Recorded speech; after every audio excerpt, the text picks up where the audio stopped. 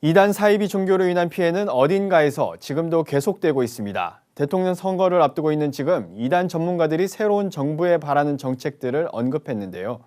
전문가들은 유사 종교 피해 예방법 등의 신속한 제정, 종교회의 자문기구 등의 설립 필요성을 강조했습니다. 보도에 조유영 기자입니다.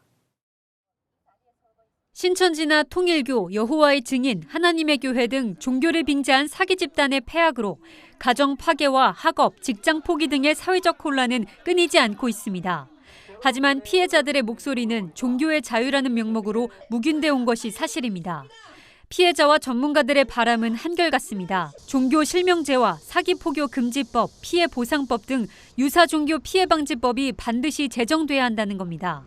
종교로서 인정되지 않는 이단 사이비 단체가 정체성을 숨기고 사기 포교하는 것을 막기 위한 것으로 법이 제정될 경우 속아서 활동했다가 금전적, 물질적 손해를 당한 피해자가 보상받을 수 있다는 내용도 포함되어 있습니다. 사회 기본 질서를 흐트러뜨리는 그런 거기 때문에 정체를 감춘 채 포교하는 행위들은 좀 근절돼야 되겠다. 정상적인 삶으로 복귀할 수 있도록 이렇게 도움을 줄 수 있는 그런 제도들이나 보상책이 꼭 필요하다고 생각합니다. 전국 신천지 피해자연대와 국내 주요 교단 이단대책위원회 등은 유사종교 피해 방지법 제정을 위해 지난 2017년부터 서명운동을 전개해 국회에 전달하는 등 발빠르게 대응해왔습니다. 하지만 정부 차원에서 이렇다 할 어떠한 반응도 움직임도 보이지 않았다는 게 단체들의 주장입니다. 종교문제 회의 자문기구 설치에 대한 의견도 제기됐습니다. 현대종교 탁지희 소장은 영국의 종교연구기관인 인폼을 모델로 제시했습니다. 영국 정부와 영국 성공회, 영국학계의 공동 지원으로 운영되고 있는 인폼은 신흥 이단 사이비에 대한 공신력 있는 정보를 정부와 교회, 학계에 신속하게 제공하는 시스템입니다.